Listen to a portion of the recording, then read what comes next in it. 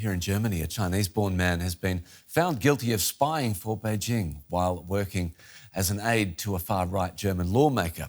The court found the defendant, Jian Guo, used his job to gain sensitive information. His former boss, Maximilian Krah from the Alternative for Germany, is also under investigation on suspicion of taking bribes from Chinese companies. Krah denies any wrongdoing, calling the allegations politically motivated, but the case has caused a political scandal in Germany. This is the man prosecutors say led a double life. By day, Chinese-born Jian Guo was a parliamentary researcher. But by night, he was sending secrets to Chinese spies. From the view of the Public Prosecutor's Office, the case is an example of China's extensive interest in spying on the political, military and economic interests of Germany. We therefore consider the case to be particularly serious. Guo is accused of working as a foreign agent since 2002. In 2015, while running an export-import company, he befriended far-right lawmaker Maximilian Krah. And when Krah was elected to the European Parliament to represent the Alternative for Germany, he asked Guo to work for him. He was, in a very intelligent way, a little bit scurril. And maybe I like people who are both intelligent and scurril, who have a little bit out of the box. Judges heard how Guo used his access to obtain hundreds of documents. He created dossiers on topics from EU trade with China and power struggles within the AfD to Chinese dissidents in Europe. Krah told the court that Guo was a prolific note-taker who could recall details of conversations months later. Did you never wonder why a Chinese-born businessman wanted to work for a far-right party in Germany? Did that never cross your mind? To think? Because trade. I do trade policy. A second defendant, Jackie X, worked for a logistics firm at Leipzig airport. She sent Guo passenger lists and details about German and US weapons deliveries to Ukraine and Israel. Germany is a logistics hub, so this makes Germany an extremely important intelligence target for hostile actors, regardless of the political setup. So it is this geostrategic position that makes Germany such a worthwhile target. Krah is facing separate charges that he accepted bribes from Russia and China via Guo. The investigation is politically motivated. It's a witch hunt. Are they going to find something? No, of course they don't find something. What they find is clear. They find bills from a law firm to a client. If found guilty, Krah faces up to 5 years in prison. Both cases raise questions for Germany about its resilience in the face of attempted espionage and the best way to prevent politicians potentially falling prey to hostile foreign influences.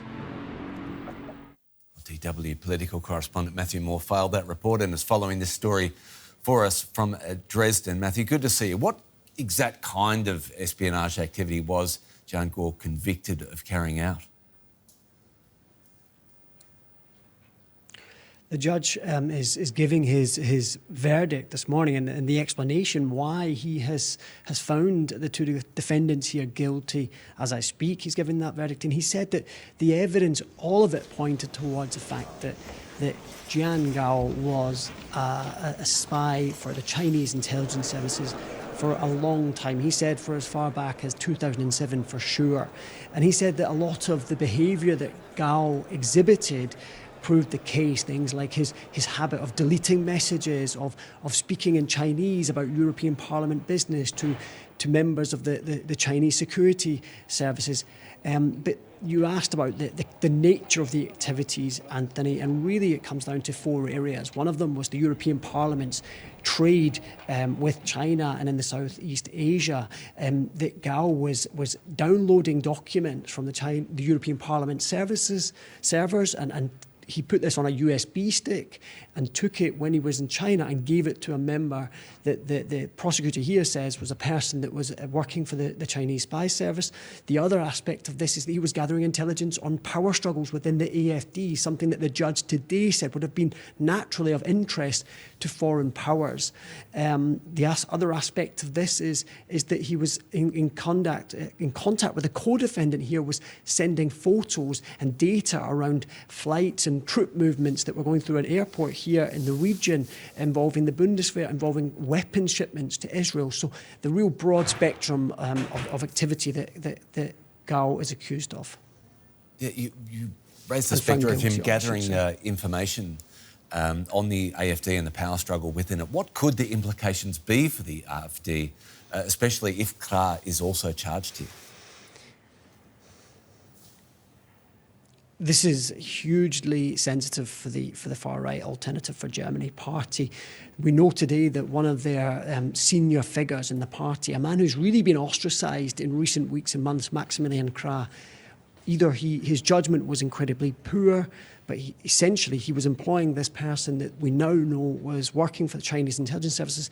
And it really, for a party that prides itself on law and order in Germany first, it really begs the question how much they are doing to protect themselves against foreign influence, and secondly, whether that people in their party and in their ranks are willing to sell themselves out to the highest bidder. Now, Maximilian Krah is under investigation, as we heard, on a couple of cases of bribery. This is accusations that he accepted money from Russian oligarchs, and also that payments made to him by Guo when he was a lawyer, before he entered the European Parliament, that these payments were bribes. There have not been charges yet, but the immunity has been lifted on Maximilian Krah, and a very serious case here, really, that will put pressure on the AFD.